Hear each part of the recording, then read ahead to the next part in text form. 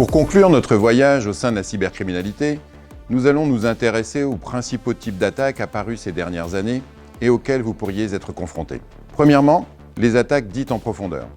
Ce type d'attaque est en général perpétré par un groupe organisé. Il s'agit en fait de s'introduire au sein du système d'information cible par l'intermédiaire d'un ou plusieurs codes malveillants sans être détecté et d'y rester le plus longtemps possible.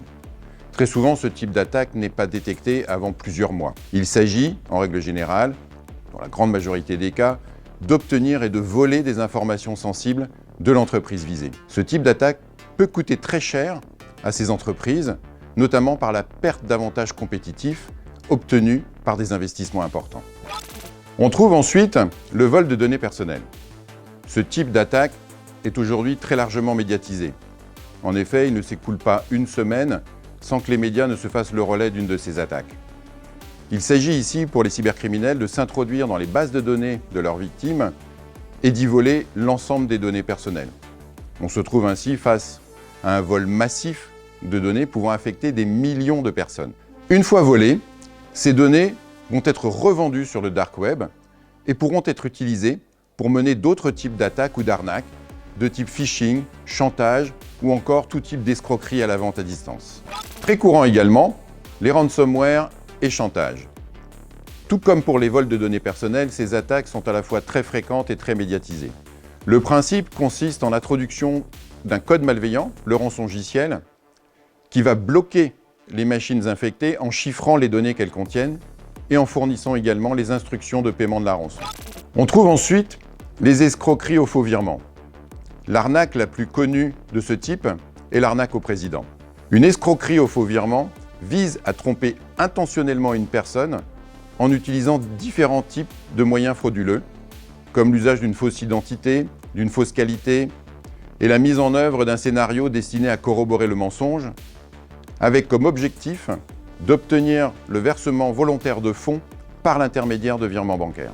Il s'agit en fait d'attaques très élaborées dans lesquelles plusieurs personnes peuvent intervenir afin d'augmenter la crédibilité du dispositif. Plus récemment, on a également vu l'utilisation de moyens technologiques qui permettent d'imiter dans des conversations téléphoniques parfaitement la voix de la personne détenant l'autorité.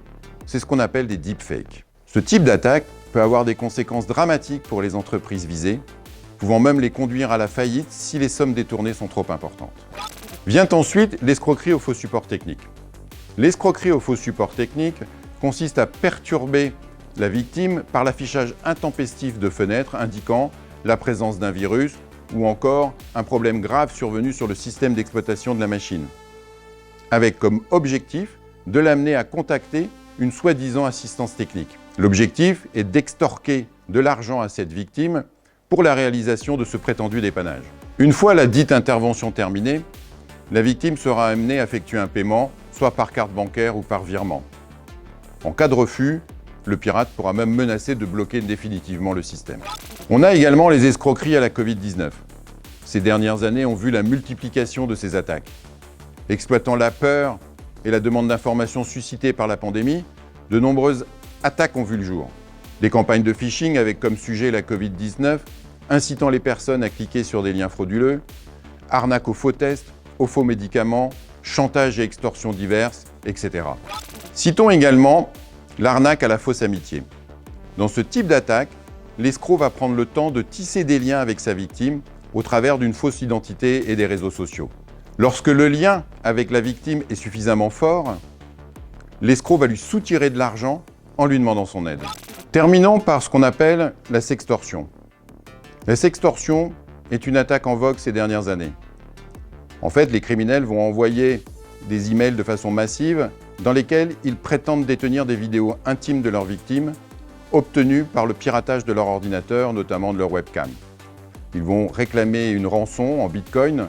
Les escrocs exigent un paiement d'une rançon en bitcoin sous peine de diffusion des vidéos prétendument obtenues par un logiciel de prise de contrôle à distance. Les données personnelles présentes dans l'email de chantage, telles que l'adresse mail, le nom, les mots de passe, ayant été obtenues par ailleurs lors d'une opération de vol de données personnelles sur d'autres sites. Le but ici est d'extorquer de l'argent aux victimes en échange du silence des escrocs.